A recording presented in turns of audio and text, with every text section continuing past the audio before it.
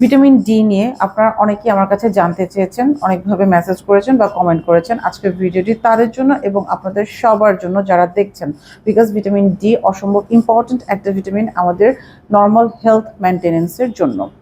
ভিডিওতে প্রথমে আজকে আমি কথা বলবো ভিটামিন ডি এর হেলথ বেনিফিট কি এবং এটার অভাবে আমাদের বডিতে কি কি ধরনের প্রবলেম হতে পারে। ভিটামিন ডি আমাদের বোনসের নর্মাল ডেন্সিটি মেনটেন করার জন্য ইম্পর্টেন্ট। ভিটামিন ডি এর অভাবে দেখা যায় যে হাড়ে ব্যথা হয়, কোমরে কিংবা হাঁটুতে ব্যথা বা ফুল বডির হাড়ে ব্যথা হতে পারে। ভিটামিন ডি এর অভাবে আমাদের মাসেল ক্রাম্প হয়, মাসেল পেইন হয়। অনেকেই কমপ্লেন করেন শুতে গেলে রাতের বেলা দেখা যায় মাসেল কামড়াচ্ছে, বিশেষ করে পায়ের মাসেলগুলো। অনেকেই কমপ্লেন করেন যে লম্বা সময় বসে থাকতে পারছি না, আমার মাসেলগুলো মনে হচ্ছে যে কামড়ে ধরছে আমাকে, আমার পেইন হচ্ছে। এটাও ভিটামিন ডি এর ডেফিসিয়েন্সির কারণেই হতে পারে। আমাদের বডিতে আমাদের যে নার্ভ সেলগুলো আছে, আমাদের ব্রেন সেলগুলো আছে, এটার নর্মাল ফাংশনিংয়ের জন্যও কিন্তু আমাদের ভিটামিন ডি প্রয়োজন। টিংলিং নামনেস যেটাকে আমরা আমাদের ল্যাঙ্গুয়েজে বলি, আপনারা অনেকেই বলেন যে আমার হাত পা ঝিমঝিম করছে, এটার জন্যও কিন্তু ভিটামিন ডি দায়ী। ভিটামিন ডি এর অভাবে এই ধরনের নামনেসগুলো বা টিংলিং সেন্সেশনগুলো কিন্তু হতে পারে। তাছাড়াও আমাদের নর্মাল বডি মেনটেনেন্সের জন্য ভিটামিন ডি অসম্ভব রকমের প্রয়োজন। সো ভিটামিন ডি নিয়ে আজকে আমরা বিস্তারিত কথা বলবো, কতটুকু ডোজ আমাদের ডেইলি দরকার এবং এটা সাইড ইফেক্ট কী হতে পারে, এটার টক্সিসিটি কীভাবে হয় বা কীভাবে আপনি ডেইলি এটাকে নিতে পারবেন, সব কিছু নিয়ে আজকে কথা বলবো। ডেইলি রিকমেন্ডেড ডোজ বা অ্যালাউন্স বলে একটা কথা আছে, যেটা আমাদের বডিতে অ্যাকচুয়ালি কতটুকু ডেইলি দরকার। 1 বছরের কম যখন একটা বাচ্চার বয়স, তার জন্য দরকার হচ্ছে 400 ইন্টারন্যাশনাল ইউনিট পার ডে। একজন অ্যাডাল্ট লাইক আমাদের মতো যারা, তাদের জন্য প্রয়োজন হচ্ছে আপনার 600 ইন্টারন্যাশনাল ইউনিট পার ডে। এবং কারো বয়স যদি 70 বছর বা দ্যাট মিনস 70 আপ হয়ে যায়, তার জন্য প্রয়োজন হচ্ছে 800 ইন্টারন্যাশনাল ইউনিট পার ডে। তার মানে কি এটাই যে আপনি শুধু এতটুকু অ্যামাউন্টের ভিটামিন ডি এভরিডে খাবেন? ব্যাপারটা কিন্তু সেটা না। অনেকের ধারণা যে আমি রোদে যাচ্ছি, সো আমার ভিটামিন ডি আলাদা করে খেতে হবে না।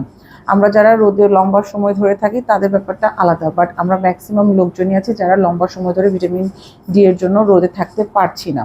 সো তাদের জন্য সাপ্লিমেন্ট অবশ্যই ইম্পর্ট্যান্ট। এবং ভিটামিন ডি আমরা যেভাবে কনজিউম করি বা রোদে থেকে নিচ্ছি, সেটা আমাদের বডির জন্য সাফিসিয়েন্ট হয় না। ভিটামিন ডি আমাদের বাজারে বা ফার্মাসিগুলোতে D2 অ্যান্ড D3 দুটা ফর্মে পাওয়া যায়। এটা একটা ফ্যাট সলেবল ভিটামিন। D2টাকে আমরা বলছি আর্গোক্যালসিফেরল, অ্যান্ড ভিটামিন D3 যেটা, সেটা হচ্ছে গিয়ে cholecalciferol, which is more biologically active and more effective, যা আপনার ব্লাডের ভিটামিন ডি এর লেভেলটাকে রাইজ করবে এবং আপনার ডেইলি ভিটামিন ডি এর ডোজটাকে আপনার ব্লাডে মেনটেন করবে। So vitamin D3 is important. Important মানে হচ্ছে vitamin D3 is more active and effective form. Vitamin D কাদের বেশি দরকার? স্টাডিতে দেখা গেছে যে 1 বছরের কম বয়স যাদের এবং 70 বছর বয়সের বেশি বয়স যাদের, তাদের সবচেয়ে বেশি ভিটামিন ডি এর ডেফিসিয়েন্সি আমরা পাই। তাছাড়াও ইন জেনারেল বাংলাদেশে আমরা দেখা যায় যে 80 to 85% পেশেন্টেরই আমরা ভিটামিন ডি এর ডেফিসিয়েন্সি পেয়ে থাকি। একটা বাচ্চা বয়স যখন 1 বছরের নিচে, তার দরকার হচ্ছে 400 international unit per day. But একটা মা যখন তার বাচ্চাকে ব্রেস্ট ফিড করাচ্ছে, দ্যাট মিনস ল্যাকটেটিং মাদার যিনি, তার ক্ষেত্রে আমরা দেখি যে 1 লিটার ব্রেস্ট মিল্কের মধ্যে অনলি 45 ইন্টারন্যাশনাল ইউনিট আমরা ভিটামিন ডি পাচ্ছি, যেটা সাফিসিয়েন্ট না।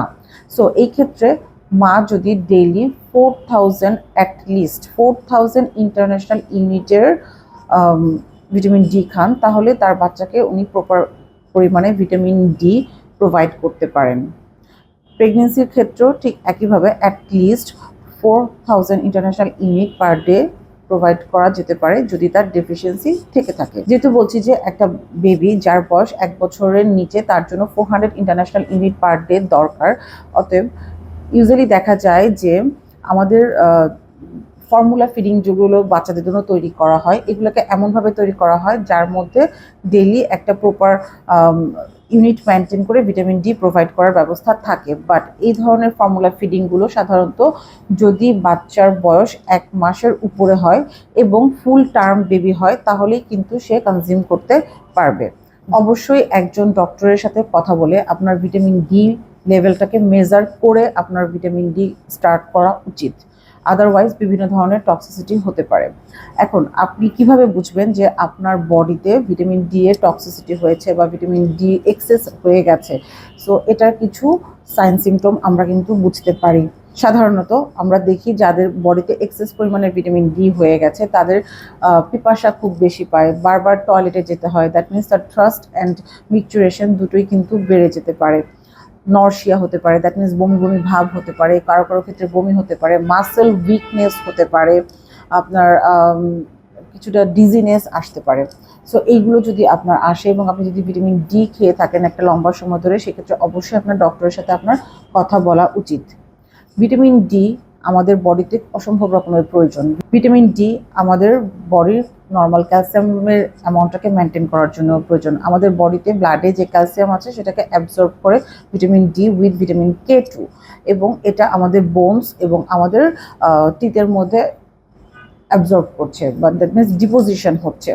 এখন ভিটামিন ডি এর অ্যামাউন্ট যদি বেশি হয়ে যায় সেক্ষেত্রে ক্যালসিয়ামের অ্যাবজর্পশনটাও কিন্তু অনেক বেশি হয়, এবং এই এক্সেসিভ ক্যালসিয়াম যেটা আপনার বডিতে অ্যাবজর্ব হচ্ছে এটা আমাদের সফট টিস্যু এবং বোনসের মধ্যে অ্যাবজর্ব হচ্ছে। সেক্ষেত্রে হাইপার ক্যালসিমিয়ার মতো যে প্রবলেমটা সেটা কিন্তু দেখা দিতে পারে, এবং এই ক্যালসিয়ামটা দেখা যায় যে আমাদের আর্টারি, আমাদের হার্ট, কিডনি এই ধরনের সফট টিস্যুগুলোর মধ্যে যে জমা হয়, এবং এটা একটা সাইড ইফেক্ট ক্রিয়েট করতে পারে। অনেক ক্ষেত্রে আমরা দেখি যে কিডনি ড্যামেজ পর্যন্ত কিন্তু হতে পারে। অতএব ভিটামিন ডি এর লেভেলটা ডক্টরের সাথে কথা বলেই আপনাকে ঠিক করে নিতে হবে, আপনাকে কতটুকু খেতে হবে, কতদিন পর্যন্ত খেতে হবে। According to the IOM review আমরা দেখেছি যে কোনো পেশেন্ট যদি ডেইলি 10,000 ইন্টারন্যাশনাল ইউনিটের নিচে কনজিউম করে ভিটামিন ডি, তাদের সাধারণত হাইপার ভিটামিনোসিস হয় না। আবার আরেকটা স্টাডি দেখা গেছে যারা 50,000 ইন্টারন্যাশনাল ইউনিট পার উইক খাচ্ছেন এবং বেশ কয়েক সপ্তাহ বা মাস ধরে একটা লম্বা সময় ধরে খাচ্ছেন, তাদের ক্ষেত্রে কিন্তু আমরা হাইপার ভিটামিনোসিস ডি এর যে প্রবলেমগুলো সেটা কিন্তু আমরা দেখতে পারি। সাধারণত কাদের এই ধরনের হাইপার ভিটামিনোসিস ডিটা হয়ে থাকে? যারা ওভার দ্য কাউন্টারে যে প্রোডাক্টগুলো পাওয়া যাচ্ছে সেগুলো কিনে নিজের ইচ্ছে মতো খাচ্ছেন, ওভার ডোজ খেয়ে ফেলছেন বা লম্বা সময় ধরে খেয়ে ফেলছেন, তাদের ক্ষেত্রে আমরা হাইপার ভিটামিনোসিস ডিটাকে নোটিস করতে পারি। এর জন্য অলওয়েজ আমরা বলি অফকোর্স টেস্ট করে ডক্টরের সাথে কথা বলে আপনার ডোজ ফিক্স করে আপনার খাওয়া উচিত। কি কি কারণে আমাদের বডিতে ভিটামিন ডি এর ডেফিসিয়েন্সি হতে পারে? সাধারণত আমরা দেখি যাদের IBS এর প্রবলেম আছে, that means irritable bowel syndrome like Crohn's ডিজিজের প্রবলেম আছে, তাদের ক্ষেত্রে হতে পারে। যারা ক্রনিক একটা লম্বা সময় ধরে কনস্টিপেশনের প্রবলেমে ভুগছেন এবং ল্যাক্সেটিভ যে ড্রাগগুলো আছে সেগুলো আপনারা লম্বা সময় ধরে খাচ্ছেন, তাদের ক্ষেত্রে ভিটামিন ডি এর ডেফিসিয়েন্সি হতে পারে। যাদের আপনাদের ডাইজেস্টিভ সিস্টেমের মধ্যে কোনো ধরনের প্রবলেম আছে তাদের ক্ষেত্রে দেখা যায় ভিটামিন ডি এর অ্যাবজর্পশন ঠিক মতো হচ্ছে না, তাদের ক্ষেত্রে ডেফিসিয়েন্সি হতে পারে।